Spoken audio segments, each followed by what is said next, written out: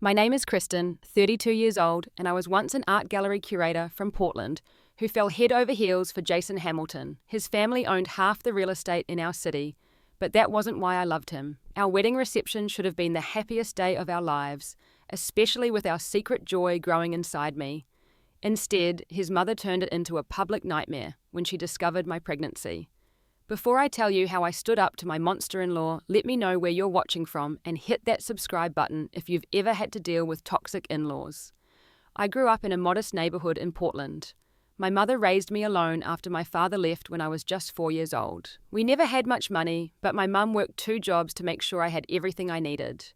She always told me, "Kristen, your worth isn't in your wallet, but in your heart." Those words shaped who I became. By 30, I had built a decent life for myself. I had a small but cute apartment downtown, and I worked as a curator at the Westbrook Gallery.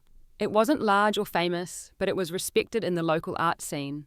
My salary covered my bills and left just enough for occasional treats and adding to my modest savings. I was independent and proud of it. The night I met Jason changed everything. The gallery was hosting a fundraiser for local artists, and I was running around making sure everything was perfect. I noticed him immediately. Tall with dark hair and kind eyes, wearing a suit that I could tell cost more than my monthly rent. But unlike the other wealthy patrons, he seemed genuinely interested in the art. "What do you think the artist was trying to convey here?" he asked, standing in front of an abstract piece I'd selected for the show. I gave him my honest interpretation, expecting the typical rich person nod that meant they were just making conversation. Instead, he engaged, offering his own thoughtful perspective. We talked for almost an hour before he even introduced himself. "Jason Hamilton," he said with a warm smile, extending his hand. The name meant nothing to me then. I didn't run in circles where the Hamilton family name opened doors and turned heads. I later learned that Jason was the son of Eleanor and Richard Hamilton, owners of Hamilton Real Estate Development, a company worth billions. But that night, he was just Jason to me, intelligent, funny, and refreshingly unpretentious. When he asked for my number, I gave it without hesitation. Our early dates were surprisingly normal. Coffee shops, walks in the park, small restaurants where the food was excellent but not extravagant. He drove a nice car, sure, but nothing flashy. He never mentioned his family's wealth, and I assumed he was simply doing well as an architect, which was what he told me he did. 3 months into dating, I still hadn't met his family. Whenever I brought it up, Jason would change the subject or make vague excuses. "They travel a lot," he would say, or "their schedules are crazy right now." Meanwhile, he had met my mother several times and they adored each other. Mum saw how happy Jason made me, and that was all she needed to welcome him. It was one of Jason's friends who finally let the truth slip. We were at a bar with a group of his college buddies when Mark mentioned something about the Hamilton building downtown. "Your family owns that whole building?" I asked Jason, surprised. Mark laughed. "Buildings plural. Try half the commercial real estate downtown." Jason looked uncomfortable, but didn't deny it. Later that night, he explained that he didn't want his family's money to define our relationship. He had dated women in the past who were more interested in his last name than in him. "I wanted you to know me," he said, "not my bank account." Again, I understood, but I also felt a twinge of unease that he had hidden such a significant part of his life from me. Still, his intentions seemed good, and I appreciated that he valued my interest in him as a person. As months passed, more friends dropped hints about Jason's family, particularly his mother. Comments like, "Eleanor must be thrilled about you," delivered with a slightly sarcastic tone, or, "Has the Queen given her approval yet?" Jason always deflected, but I was starting to get nervous. What was so terrible about his mother that he was avoiding introducing us 6 months into our relationship? I had a pregnancy scare. My period was late, and I was panicking. When I told Jason, his response surprised me. There was no blame, no pressure. He simply held my hand and said, "Whatever happens, we'll figure it out together." The test came back negative, but the experience brought us closer. I saw a side of Jason that confirmed what I already knew in my heart. He was a good man, regardless of his background or family money. I was falling deeply in love with him, but still, no family introductions. Almost a year into our relationship, I finally put my foot down. "Jason, are you ashamed of me? Is that why you won't introduce me to your parents?" His face showed genuine shock. "God, no, Kristen. Never. You're the best thing that ever happened to me." "Then why?" He sighed deeply. "My mother is difficult. She has very specific ideas about who I should be with. And I don't fit the mold," I guessed. No one does, he said with a bitter laugh. But I love you, and they need to know that you're in my life to stay. He promised to arrange a meeting, and I tried to ignore the knot forming in my stomach. If Jason, who was one of the most confident people I knew, was afraid of his mother's reaction to me, what was I walking into? The lunch was set at the Riverside Country Club, a place so exclusive I hadn't even known it existed, despite living in Portland my entire life. Jason assured me I didn't need to dress differently or try to be someone I wasn't, but I still agonized over my outfit. I finally settled on a simple blue dress that was the most expensive thing in my closet, bought on sale for a gallery opening the previous year. When we arrived, Jason's parents were already seated at a table overlooking manicured grounds that stretched to the river. Eleanor Hamilton was exactly what I had imagined and feared, impeccably dressed in what I recognized as designer clothes, not a hair out of place, her posture perfect. She looked at least 10 years younger than her actual age, which I knew was early 60s. Richard, Jason's father, seemed more approachable with his warm smile and relaxed demeanor, though his suit probably cost more than my car. Eleanor barely stood when we approached, offering her cheek for Jason to kiss rather than rising fully. When Jason introduced me, she extended her hand limply. "Kristen," she said my name sounding foreign on her tongue. "Jason has told us so little about you." Her emphasis on little made it clear this was a fault in her eyes. Not his failure to share, but my failure to be worth mentioning. "It's lovely to meet you, Mrs. Hamilton," I said, trying to keep my voice steady. "Jason has told me wonderful things about you." "Has he?" She raised an eyebrow. "How nice." Richard was warmer, giving me a genuine handshake and a smile. "Ignore my wife's manners, she forgets them sometimes. We're glad to finally meet you." Eleanor shot him a look that would have withered plants, but he seemed immune to it. Throughout lunch, Eleanor asked questions that felt more like an interrogation than polite conversation. "And where did you attend university, Kristen?" "Portland State," I answered proudly. It wasn't Ivy League, but I had worked hard for my art history degree. "Oh," she said in a tone that managed to convey disappointment, surprise, and judgment in a single syllable. "How interesting. And your family, what does your father do?" "My mother raised me alone," I said, refusing to be ashamed of my upbringing. "She managed the administrative office at Lincoln High School." "Single-parent household," Eleanor murmured, as if confirming a suspicion. "And you work at some sort of gallery Jason mentioned." "Westbrook Gallery. I'm a curator there." "Is that profitable?" she asked bluntly. "Mother," Jason interjected. "Kristen is extremely knowledgeable about art. She's respected in her field." "I'm simply asking about financial stability, dear. It's a practical question." By the time dessert arrived, my stomach was in knots. Eleanor had managed to subtly disparage my education, family background, career choice, and financial status, all while maintaining a veneer of polite interest. Jason occasionally attempted to redirect the conversation or defend me, but his interventions were half-hearted, as if he was used to his mother's behavior and knew resistance was futile. As we were preparing to leave, Eleanor, accidentally, knocked over her water glass, sending the contents directly into my lap. As I jumped up, she offered a tissue with a smile that didn't reach her eyes. "Oh dear, how clumsy of me. I hope that dress isn't ruined. Though perhaps it's an opportunity to upgrade your wardrobe, darling." In the car afterward, Jason apologized profusely. "She's just protective," he explained. "She's always been like this. It takes her time to warm up to people." "Does she ever warm up?" I asked. His silence was answer enough. 2 weeks later, we met Jason's brother Andrew and his wife Stephanie at another family dinner. Andrew was older than Jason by 4 years and worked directly in the family business. Stephanie came from another wealthy family and clearly had Eleanor's approval. She was polite to me, but distant, as if associating too closely might contaminate her standing with Eleanor. As the weeks passed, Jason shared more about his mother's history with his previous relationships. 2 serious girlfriends before me had been driven away by Eleanor's constant criticism and interference. One was from another wealthy family, but had career ambitions Eleanor deemed unfeminine. Another was a doctor, educated and accomplished, but without the right social connections. "You're the first one I've loved enough to fight for," Jason told me after a particularly tense family dinner where Eleanor had spent the evening making passive-aggressive comments about my gallery, hosting a controversial artist. I wanted to believe him. I did believe his love was genuine, but I was beginning to wonder if love would be enough when facing the hurricane that was Eleanor Hamilton. 6 months after meeting his parents, Jason and I had a terrible fight about his mother's behavior at a charity event where she had introduced me as Jason's friend. and then spent the evening steering potential donors away from me when I tried to network for the gallery. She's undermining me professionally now, Jason. Do you have any idea what those connections could have meant for the gallery? She didn't mean anything by it, Jason said, but his defense lacked conviction. She knew exactly what she was doing, I insisted. And you let her. You always let her. What do you want me to do? He asked, raising his voice in frustration. She's my mother. I want you to stand up for me, for us. He left my apartment angry that night. I was sure we were over. But the next evening, he returned with flowers, an apology, and a small velvet box. Inside was a diamond ring that made me gasp. I love you, Kristen, he said, getting down on one knee. I know my family is challenging, but I promise I'll do better.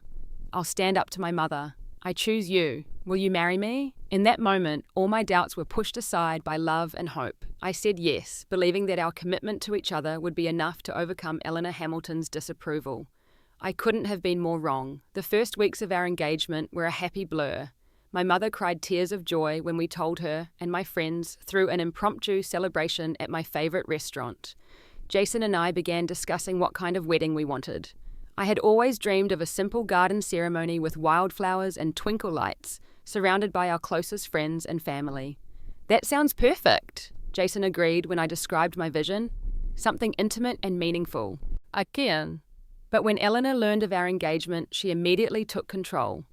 What started as helpful suggestions quickly became firm decisions. The intimate garden wedding I wanted transformed into an elaborate country club affair. My guest list of 50 close friends and family expanded to include 200 of Eleanor's social connections, business associates, and people she wanted to impress.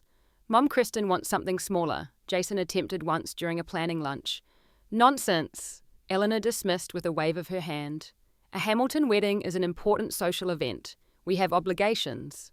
When I tried to assert myself by scheduling appointments with wedding vendors, I would arrive to find Eleanor had already been there changing arrangements and upgrading everything to match her vision. I took the liberty of selecting a new venue, she announced one evening, sliding a glossy brochure across the table. The garden idea is sweet, but Riverfront Country Club is much more appropriate. We had already put a deposit down on the botanical garden, I said, trying to keep my voice level. I've taken care of that, she replied with a smile that didn't reach her eyes. They were quite understanding when I explained the situation. The situation being I was sure that Eleanor Hamilton had thrown enough money at them to make my deposit insignificant. Jason squeezed my hand under the table. Mum, we appreciated your help, but we had our hearts set on the garden. The country club has gardens, dear, she countered smoothly. Much more elegant ones. Trust me, you'll thank me when you see the photos. And so it went. My dream wedding slipped further away with each passing week. The wildflowers became elaborate floral arrangements. The twinkle lights were deemed tacky and replaced with crystal chandeliers. The simple wedding dress I fell in love with at a local boutique was sneered at by Eleanor during an appointment she insisted on attending. You can't possibly wear that, she said loud enough for the entire boutique to hear. It does nothing for your figure, and the quality is department store at best. She summoned a designer who brought sketches for a custom gown that, while objectively beautiful, looked nothing like what I wanted. When I tried to object, Eleanor sighed dramatically. Kristen, dear, I'm only trying to help you look your best. This is about the Hamilton family image as much as your special day. And where was Jason during all this, increasingly absent? Work demands suddenly required late nights and weekend meetings. When he was present, he was distracted and conflict avoidant, defaulting to whatever makes you happy, when asked for his opinion as if he couldn't see that very little about the wedding planning was making me happy. 2 months before the wedding, I woke up feeling nauseated. I barely made it to the bathroom before getting sick. The same thing happened the next morning and the next. When I realized my period was late, my heart raced with both excitement and fear. A home pregnancy test confirmed what I already suspected: I was pregnant. Jason and I hadn't planned on starting a family so soon, but when I told him that evening, his face lit up with joy. We're going to be parents, he asked, lifting me off the ground in a gentle hug.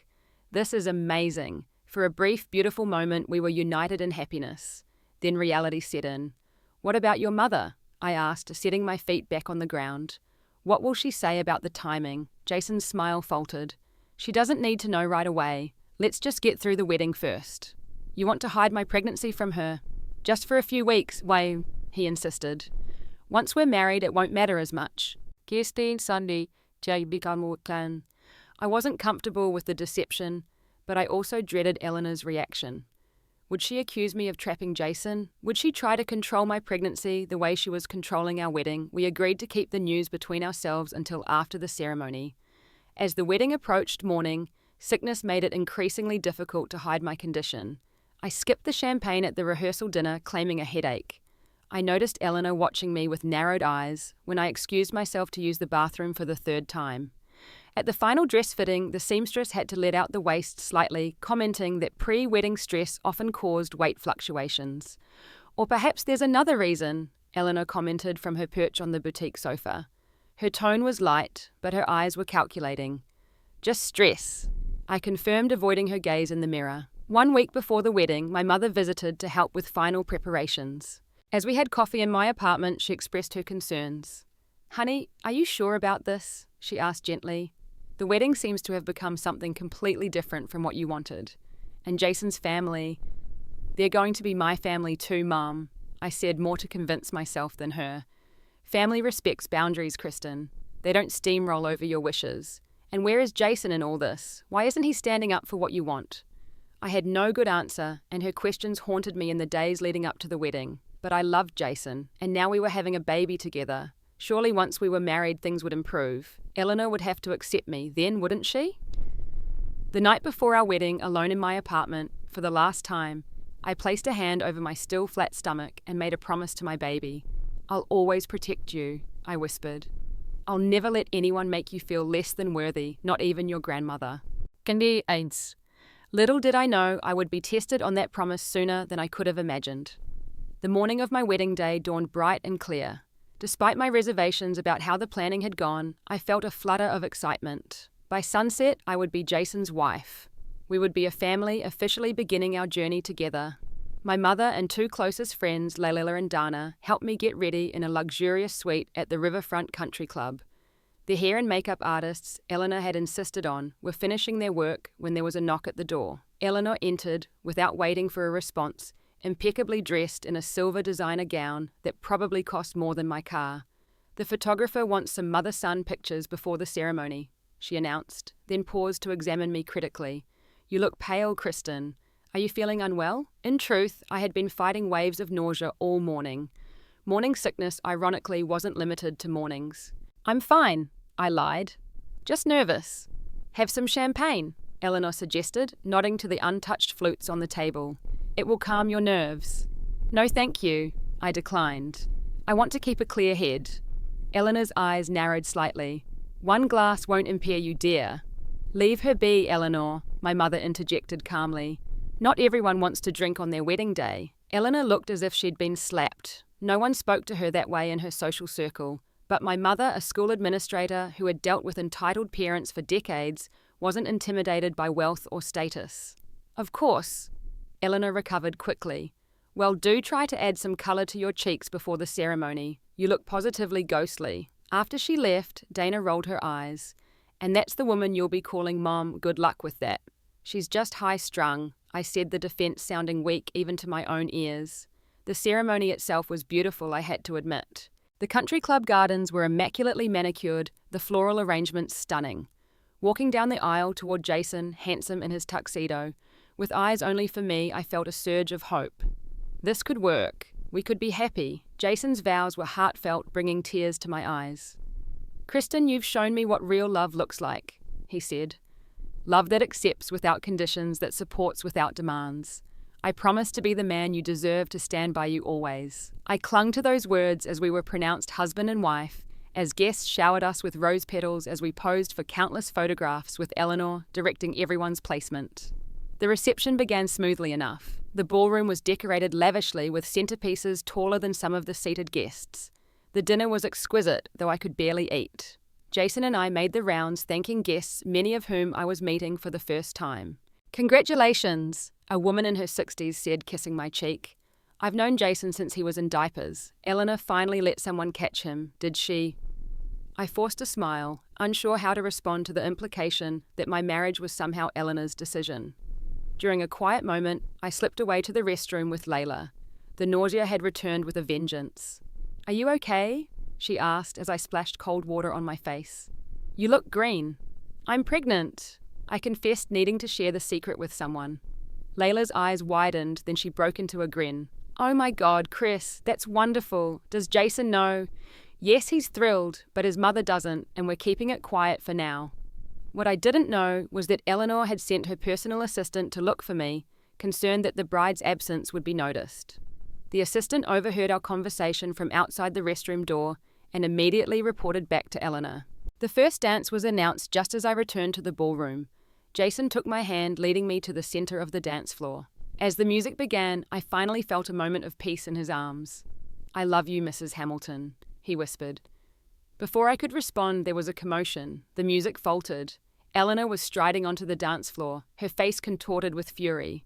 I knew it, she hissed loud enough for nearby guests to hear. I knew something was going on. Jason froze, his arms still around my waist. Mom, what are you doing? Did you think I wouldn't find out? Eleanor's voice rose. That you trapped my son with a pregnancy. The room fell silent. 200 pairs of eyes fixed on us. I felt my face burning with humiliation. Mum, stop, Jason pleaded. This isn't the time or place. But Eleanor was beyond reason. She turned to the stunned crowd. She's pregnant. This beggar woman tricked my son. We don't want her baby. Gasps rippled through the room. I saw phones raised, recording the scene. This very private moment was becoming a public spectacle.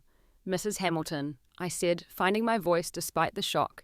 This is between Jason and me. Our baby is a blessing, not a trick. You're only marrying my son for his money, she spat. Do you think I don't see through you, gold digger from the wrong side of town, thinking you hit the jackpot? Something snapped inside me. All the months of subtle put-downs, of having my wishes ignored, of watching Jason fail to stand up for me, culminated in that moment. You can't insult me like this, I said, my voice steady despite the tears threatening to fall. Not today, not ever again. Eleanor's face flushed with rage. How dare you speak to me that way? This is my son, my family. You are nothing but an interloper who will be forgotten as soon as Jason comes to his senses. I looked to Jason, waiting for him to defend me, to tell his mother to leave. He stood frozen, mouth opening and closing without words. Get out, Eleanor demanded, pointing toward the door. Get out of my sight, out of this wedding, out of our family. Security guards appeared at Eleanor's signal, ready to escort me out if necessary. The humiliation was complete. On what should have been the happiest day of my life, I was being thrown out of my own wedding reception. I looked Eleanor directly in the eyes, finding a calm that surprised even me. You'll regret this, I said quietly. Someday you'll understand exactly what you've lost today. Then I turned to Jason. Are you coming with me? His pained expression told me everything. He was torn, unable to choose. And in his indecision, he had made his choice. I walked out of the ballroom alone, head held high despite the tears streaming down my face. My mother, Layla, and Dana followed immediately, forming a protective circle around me. In the parking lot, I finally broke down, sobbing in my mother's arms as my wedding dress caught in the car door. Back in my hotel room, I changed out of my wedding gown with shaking hands. My phone buzzed repeatedly with messages and calls from Jason, but I couldn't bring myself to answer. What could he possibly say to make this right? As midnight passed, I lay in bed, alternating between tears and numbness, one hand resting on my stomach. It's just us now, I whispered to my baby. But I promise we're going to be okay. I spent a sleepless night, alternating between crying and staring at the ceiling. My phone continued to buzz with messages from Jason, but I couldn't bring myself to read them. What excuse could possibly justify his silence? When his mother humiliated me in front of everyone we knew, around 6 a.m, I rushed to the bathroom with another wave of morning sickness. As I knelt on the cold tile floor, the irony wasn't lost on me. This pregnancy, which should have been a source of joy, had become the catalyst for the most humiliating experience of my life. A knock at my hotel room door startled me. I splashed water on my face and wrapped myself in the complimentary robe before checking the peephole. Jason stood in the hallway, still wearing his tuxedo pants and dress shirt, though it was rumpled and untucked. He looked like he hadn't slept either. I hesitated, then opened the door. He stepped inside, his eyes red-rimmed. "Kristen, I am so sorry, but," he began. "For what exactly?" I asked, my voice hoarse from crying. "For not defending me, for letting your mother throw me out of our wedding reception, for making me walk out alone.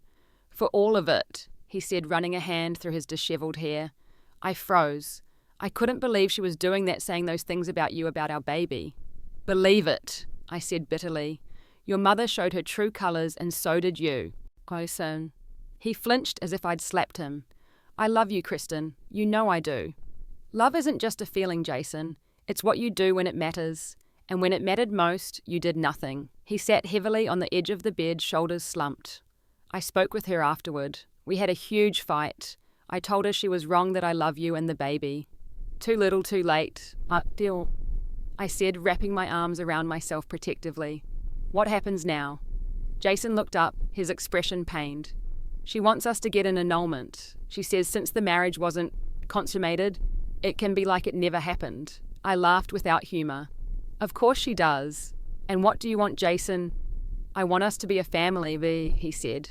But what? She's offering a settlement. He continued, not meeting my eyes. A very generous one. Enough to support you and the baby comfortably. The realization hit me like a physical blow. She's trying to buy me off, to make me disappear. And you're her messenger. I'm just telling you the options, he said defensively. She controls much of my trust fund, my position at the firm. She can make things very difficult. And there it is, I said softly. The truth. You're still controlled by her even now. It's not that simple, Kristen. I've always had to balance what I want with what my family expects. My whole life has been a negotiation. This isn't about redecorating a room or choosing a college, Jason. This is your wife, your child. If you can't stand up for us now, you never will. He didn't deny it.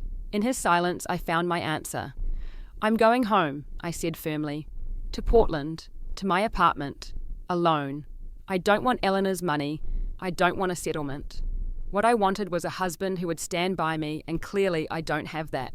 Kristen, please, he began, but I cut him off. No, we're done, Jason. Tell your mother she won, but also tell her that she hasn't just lost a daughter-in-law. She's lost access to her grandchild. Forever. He left an hour later after more futile attempts to change my mind. By noon, I was on a flight back to Portland, my wedding dress stuffed unceremoniously into my suitcase, my wedding ring in the hotel safe. My mother met me at the airport, taking one look at my face before pulling me into a fierce hug. You're going to get through this, she promised. We both are. The next few weeks passed in a blur of grief and practical concerns. I returned to my apartment, grateful I hadn't given it up yet. I called the gallery and requested a leave of absence, which my understanding boss granted immediately. The wedding gifts were returned with brief, dignified notes explaining the circumstances. Meanwhile, my pregnancy progressed. The first ultrasound showed a healthy heartbeat. Tears streamed down my face as the technician pointed out tiny arms and legs. That's your baby, she said kindly. I nodded simultaneously, overjoyed and heartbroken that Jason wasn't there to share the moment. Legal paperwork began arriving. Not for the annulment Eleanor wanted, but for a formal divorce, along with documents about custody arrangements that made my blood boil. The Hamilton family lawyers were suggesting limited custody rights for me, with financial support contingent on allowing the baby to primarily reside with Jason once it reached a certain age. I crumpled the papers and called a lawyer friend who had offered pro bono help. They can't do this, she assured me. No judge would separate a child from its mother based on these grounds. This is intimidation, not law. Meanwhile, I heard from mutual friends that Eleanor was spreading rumours about me in their social circles, that I had deliberately gotten pregnant to trap Jason, that I had been unfaithful and the baby might not even be his, that I was unstable, unfit to be a mother. Just when I felt most alone, an unexpected ally emerged. Richard Hamilton, Jason's father, called me directly one evening. Kristen, he said when I answered cautiously, I want you to know that I don't support what happened at the wedding or what's happening now. I was silent, unsure whether to trust him. Eleanor, he sighed heavily. She's always been controlling, especially with the boys. But this time she's gone too far. I want to help you. Why? I asked bluntly. You stood by and watched her humiliate me. A mistake I deeply regret, he admitted. One of many I've made by keeping the peace with Eleanor. But this is about my grandchild now, and I can't stay silent anymore. Over the next hour, Richard revealed things about Eleanor I hadn't known. How she had driven away his first love before they were married, a woman from a middle-class background much like mine. How she had systematically isolated him from friends and family who didn't meet her standards. How Andrew's wife Stephanie was miserable, but hiding it well, having essentially been selected by Eleanor from a short list of appropriate candidates.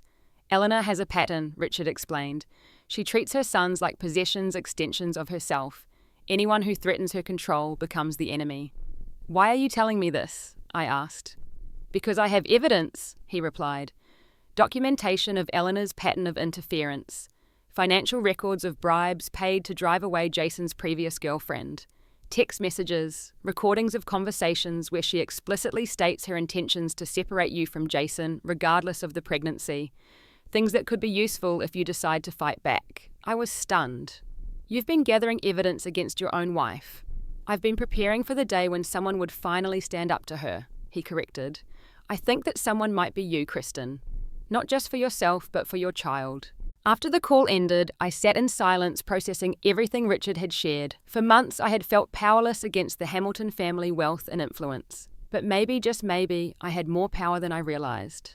As my baby kicked for the first time that night, I made a decision. I would fight back not from a place of vengeance, but from a place of strength. For myself and for my child's future. With renewed determination, I contacted my lawyer friend Mia. Over coffee in my small apartment, I laid out everything Richard had told me and showed her the text messages he had forwarded to me. This is gold, Kristen, Mia said, scrolling through the evidence. Eleanor didn't just cross legal lines, she pole vaulted over them. Alienation of affection, intentional infliction of emotional distress, defamation. We have multiple grounds here. I don't want money, I clarified. I just want her to stop interfering in my life and acknowledge her grandchild. Sometimes the threat of financial consequences is the only language people like Eleanor understand, Mia explained. But before we go nuclear with a lawsuit, let's build our case strategically. First, we gathered the videos from the wedding. Several guests had recorded Eleanor's outburst and sent the clips to me expressing their shock and support. We compiled these along with text messages Jason had sent me after our fights about his mother messages that clearly showed her pattern of interference. Richard continued to provide valuable information, including financial records showing how Eleanor had arranged to have job offers rescinded from Jason's previous girlfriend, effectively forcing her to move across the country. Meanwhile, I started writing. Late at night, unable to sleep as my pregnancy progressed, I documented everything that had happened from the beginning of my relationship with Jason through the wedding disaster. I changed all the names and omitted identifying details, then published it anonymously on a blog dedicated to toxic family relationships. The post went viral almost immediately. Pregnant bride, humiliated by billionaire mother-in-law, read the shares across social media. While no one could connect it directly to me or the Hamiltons, the outpouring of similar stories and support was overwhelming. People shared their own experiences with controlling in-laws and family members who used wealth as a weapon. A local news station picked up the story, running a segment on wedding nightmares that featured anonymous accounts of extreme in-law behavior, including mine. The reporter ended with a question: when does family involvement cross the line into emotional abuse, and how often does money magnify these dynamics? The public conversation I had inadvertently started created a shield around me. Without naming names, I had put the behavior into the spotlight, making it harder for Eleanor to continue unchallenged. 3 weeks after the wedding, Jason contacted me again. We met at a neutral coffee shop, his appearance shocking me. He had lost weight and dark circles shadowed his eyes. I miss you, he said simply. I've been in therapy trying to understand why I couldn't stand up to her. And, I prompted, keeping emotional distance despite the pull I still felt toward him. I've spent my whole life seeking her approval, so he admitted. Even when I thought I was rebelling by dating women she wouldn't like, I was still operating within her framework. I've never truly been free of her influence. That's insightful, I acknowledged. But insight isn't enough. I need actions, not words. I know, he said. That's why I've moved out of the family home. I'm staying with a college friend. And I've told HR at work that I'm taking a leave of absence to reevaluate my position with the company. These were significant steps, ones I hadn't expected. Still, I remained cautious. What about the custody papers your family's lawyers sent? I told them to withdraw everything, Jason said firmly. That was never my idea, Kristen. I swear. When I found out what Mother had instructed them to do, I was horrified. I wanted to believe him, but trust once broken is not easily repaired. I need time, Jason. This isn't just about us anymore. He nodded, eyes dropping to my slightly rounded belly. "How are you feeling? Is the baby okay?" "We're fine," I said, softening slightly. "I had an ultrasound last week. Everything looks healthy. Would it be possible for me to come to the next one?" he asked hesitantly. I considered his request. Despite everything, he was still this child's father. "I'll think about it," I promised. As our meeting ended, Jason handed me an envelope. "My father asked me to give you this. He said you'd know what it means." Inside was more evidence emails between Eleanor and various contacts, arranging to have negative stories about me planted in local business circles, attempting to damage my professional reputation at the gallery. "She won't stop, will she?" I asked more as a statement than a question. "Not unless she's forced to," Jason admitted. "But she's not the only Hamilton. Dad is finally standing up to her too, and Andrew and Stephanie are starting to break free as well." The next day, Eleanor attempted to contact me directly for the first time since the wedding. A text message arrived on my phone. "This has gone far enough. Name your price to disappear from my son's life. Everyone has one." I showed the message to Mia, who advised me to save it but not respond. "She's getting desperate," Mia observed. "The power dynamic is shifting." And indeed it was. Richard called that evening to inform me that he had given Eleanor an ultimatum of his own: stop the campaign against me, or he would file for divorce and ensure that her behaviour toward her son's partners became public knowledge. "He wouldn't," I said, shocked that the mild-mannered man I had met would take such a stand. "He already has the papers drawn up," Jason confirmed when I told him. "Dad's finally had enough. He says watching what happened to you was like watching history repeat itself, and he couldn't stay silent anymore." Andrew, Jason's brother, reached out next, inviting me to lunch with him and Stephanie. I was wary, but agreed to meet at a restaurant far from Hamilton family haunts. "I want to apologise," Andrew said as soon as we were seated, "for not intervening at the wedding, for not speaking up sooner." Stephanie nodded, adding, "Eleanor did similar things to me before our wedding, though nothing as dramatic. She made it clear I was only acceptable because of my family connections. I've spent 4 years trying to meet her impossible standards." "We're done with that," Andrew stated firmly. "We're considering moving to Chicago to start fresh away from Mother's influence, and we want to be part of your child's life if you'll allow it." This unexpected alliance with Jason's family members strengthened my position. A family therapy session was arranged without Eleanor, where Richard, Andrew, Stephanie, Jason and I could speak openly about the patterns of control and how to break them. Jason continued his individual therapy, making slow but steady progress in understanding the dynamics that had shaped his inability to stand up to his mother. He attended my next ultrasound appointment, tears in his eyes, as we learned we were having a girl. "I want to be worthy of being her father," he told me afterward. "I want to be someone she can count on, someone who will always protect her." "That's what I want too," I said, allowing myself to hope that perhaps with time and tremendous effort, Jason could become that person. Meanwhile, I focused on my health, my baby, and rebuilding my own confidence. I returned to work at the gallery, where my boss welcomed me warmly, and clients expressed how much they had missed my expertise. My small circle of true friends provided unwavering support, helping me prepare for the baby's arrival. 7 months after the wedding disaster, I gave birth to Sophie Grace. Despite our complicated situation, Jason was there for the delivery, holding my hand and whispering encouragement through each contraction. When our daughter finally arrived, pink and perfect, with a full head of dark hair like her father's, something shifted between us. Looking at Jason holding Sophie for the first time, his face a mixture of awe and love, I saw a man transformed by the reality of fatherhood. This wasn't the passive, conflict-avoidant man who had failed to defend me at our wedding. This was someone determined to be better, to break the cycle of manipulation that had defined his family for generations. As Sophie's tiny hand curled around his finger, Jason looked up at me with tear-filled eyes. "I promise you both," he said, "I will never let anyone hurt either of you again, not even my mother." For the first time since our wedding day, I believed him. 6 months after Sophie's birth, life had found a new rhythm. I was back at the gallery part-time with my mother, helping care for Sophie 3 days a week.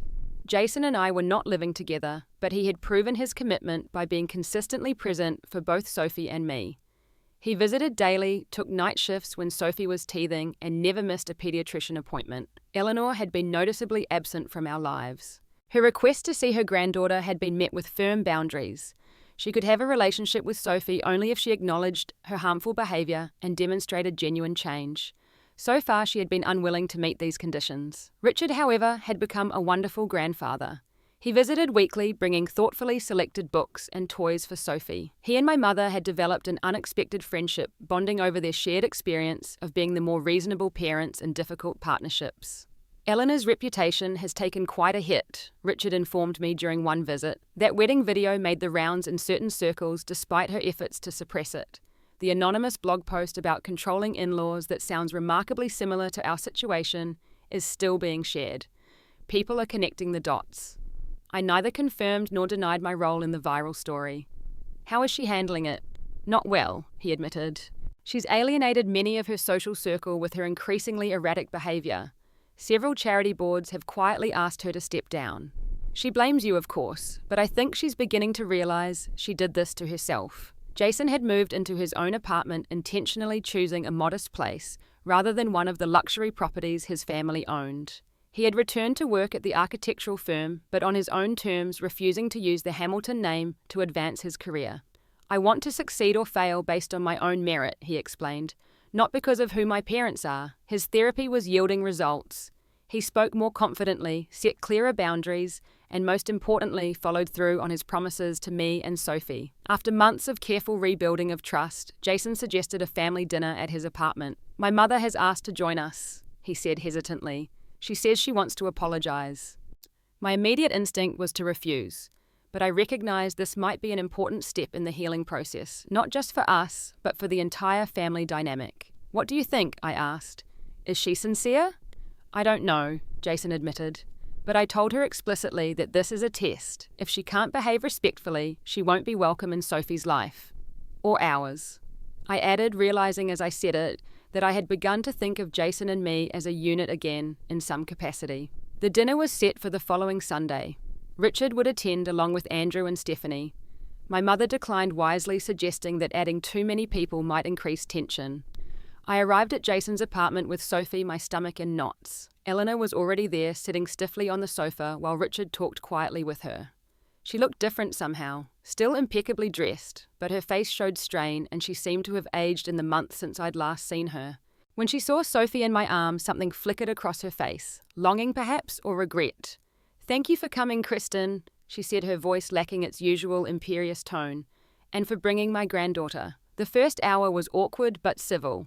Eleanor made stilted attempts at conversation, clearly trying to avoid anything controversial. She complimented the food Jason had prepared and asked appropriate questions about Sophie's development. It wasn't until after dinner, when we moved to the living room and Sophie was happily playing on a blanket, that Eleanor finally addressed the elephant in the room. I owe you an apology, she said, looking directly at me for the first time that evening. My behaviour at your wedding was inexcusable. I was wrong to interfere in your relationship with Jason and wrong in my assumptions about your intentions. Her words sounded rehearsed but not insincere. I remained silent, waiting for more. The truth is, she continued after a moment, I've spent my entire adult life believing that wealth and social position were what mattered most, that protecting the Hamilton name and legacy was my primary duty. I convinced myself I was acting in my son's best interests, when really I was just controlling them. Jason watched his mother with surprise. This level of self-awareness was new. What changed? I asked. Eleanor glanced at Richard before answering. Several things. Richard threatening to leave me after 40 years of marriage, seeing both my sons pull away, being asked to resign from charity boards I've led for decades. She paused. And therapy. I've been seeing someone at Richard's insistence. This was unexpected. Eleanor Hamilton in therapy seemed as likely as snow in July. I still don't understand why you were so against me specifically, I said, even before the pregnancy. Eleanor's composure faltered slightly. You reminded me of someone, a young woman from my past who I perceived as a threat. She looked at Richard. Richard's first love before me. I ensured their relationship ended. Richard's expression was sad but not surprised. He clearly had known or suspected this truth for years. But it was more than that, Eleanor continued. You were independent, confident in yourself despite not having wealth or the right connections. You loved Jason for himself, not what he represented. And he loved you back more than he'd ever loved anyone I approved of. You were jealous, I realized aloud. Eleanor flinched but didn't deny it. I've never known how to be loved for myself, only for what I could provide. My own mother taught me that a woman's value was in her social standing and the match she could make. I internalized those lessons too well. Sophie chose that moment to pull herself up using the coffee table, babbling happily. Eleanor watched her with genuine wonder. She looks like Jason did at that age, she said softly. Would you like to hold her? I offered, surprising myself with the gesture. Eleanor's eyes widened. You would allow that? Sophie deserves to know her grandmother, I said carefully. The real person, not the society matriarch. If that's someone you're willing to let her see. With trembling hands, Eleanor accepted Sophie into her arms. My daughter studied her grandmother's face curiously before reaching up to touch her perfectly styled hair.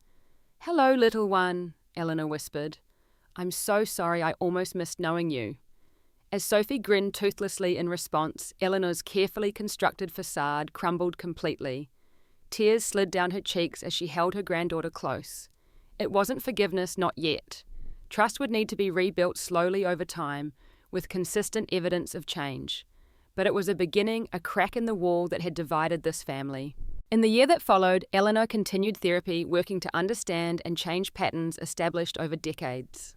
There were setbacks and difficult moments, but also genuine progress. She learned to express love without control, to value people over appearances. Jason and I decided to renew our vows on what would have been our first anniversary.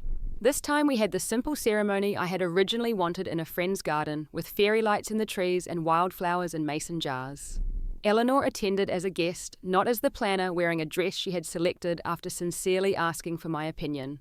As we exchanged new vows, ones we had written ourselves about growth, forgiveness, and choosing each other every day, I reflected on how far we had all come. My career at the gallery flourished with a promotion to senior curator. Jason established himself as a talented architect in his own right, eventually starting a small firm focused on sustainable design. We found balance in our relationship stronger for having weathered the storm. Sophie grew into a confident, joyful toddler, surrounded by family who had learned the hard way what truly mattered. She would never know the rigid hierarchy and conditional love that had defined previous generations of Hamiltons. At her second birthday party, I watched as she ran laughing between Richard, Eleanor, my mother, and Jason's brother's family, collecting hugs and kisses from each. Eleanor caught my eye across the yard and gave me a small, genuine smile that contained both gratitude and respect. Standing strong in the face of Eleanor's cruelty had been the hardest thing I'd ever done. But in doing so, I hadn't just protected myself and my daughter. I had inadvertently helped heal an entire family system, breaking a cycle that had caused pain for generations. The journey taught me that true worth isn't found in bank accounts or social standing. It's in the courage to stand up for yourself when it would be easier to give in. It's in the wisdom to set boundaries while still leaving room for growth and reconciliation. And most importantly, it's in creating a legacy of authentic love and respect for the next generation. Have you ever had to stand up to a toxic family member or in-law? How did you handle it? Let me know in the comments below. And if this story resonated with you, please hit that like button and subscribe for more real-life stories about family dynamics and personal growth. Remember, sometimes the hardest battles we fight lead to the most meaningful victories. Thank you for listening, and I wish you strength in your own family journey.